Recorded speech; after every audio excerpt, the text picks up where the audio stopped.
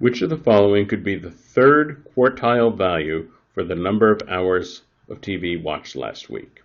The third quartile. Let's think about this. If we made a list of the numbers, there'd be a first value, a second value, a third value. Somewhere down the list it'd be a 41st value, a 42nd value, and then we'd get all the way down to the 82nd value on the list. Well, the 41st and the 42nd, 42 of course is 41 is half of 82. So right here between the 41st and the 42nd number, that's the median of the list. That divides the list in half. To find the third quartile, we take this upper half, the half of the list above the median, from the 42nd value to the 82nd value. Well, of course, there are 41 numbers on the lower half of the list and 41 on the higher half of the list. So that means that there'll be 20 numbers, then a number in the middle, and then another 20 numbers. That's how the 40 numbers are going to be split up.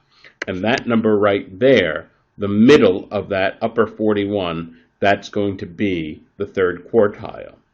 So 41 plus 20, 61, it's going to be the 62nd value on the list is going to be the third quartile.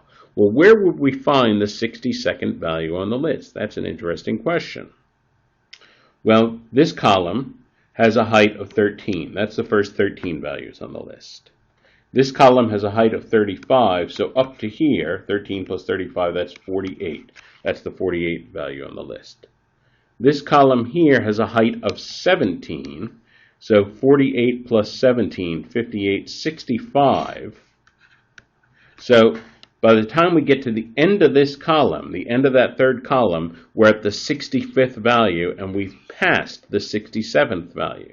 The 62nd value has to be somewhere in that 11 through 15 column.